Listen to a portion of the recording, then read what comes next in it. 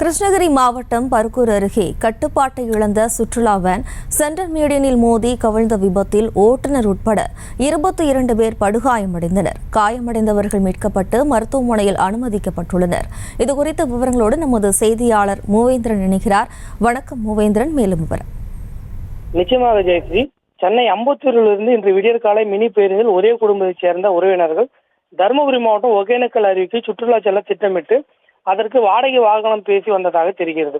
இந்த மினி பேருந்தை பெருங்களத்தூர் பகுதியைச் சேர்ந்த கலிமுலா என்பவர் ஓட்டி வந்த நிலையில் ஓட்டுநருக்கு கிருஷ்ணகிரி மாவட்டம் பர்கூர் அருகே வரும்பொழுது வண்டியை தாறுமாறாக ஓட்டி வந்துள்ளார்.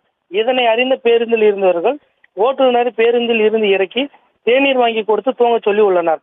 அதற்கு ஓட்டுநர் நான் வண்டியை ஓட்டிக் கொள்கிறேன் என கூறி வண்டியை ஓட்டி வந்ததாக கூறப்படுகிறது.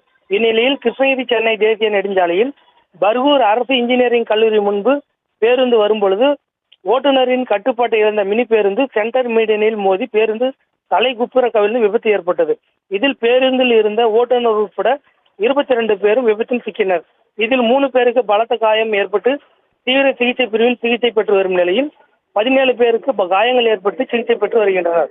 இது குறித்து தகவல் அறிந்து அங்கு வந்த கந்திக்குப்பம் காவல் உதவி ஆய்வாளர் செல்வமாணிக்கம் மற்றும் போலீசார் விபத்தில் சிக்கியவர்களை மீட்டு 108 ஆம்புலன்ஸ் மூலம் கிருஷ்ணகிரி அரசு மருத்துவக் கல்லூரி மருத்துவமனைக்கு சிகிச்சைக்காக அனுப்பி வைத்தனர். மேலும் இந்த விபத்து தொடர்பாக ஓட்டுநரை கைது செய்த போலீசார் விசாரணை மேற்கொண்டு வருகின்றனர். ஜெயஸ்ரீ,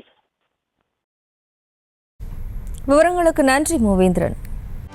செய்திகளை உடனுக்குடனும் துல்லியமாகவும் தெரிந்து கொள்ள சப்ஸ்கிரைப் பண்ணுங்க.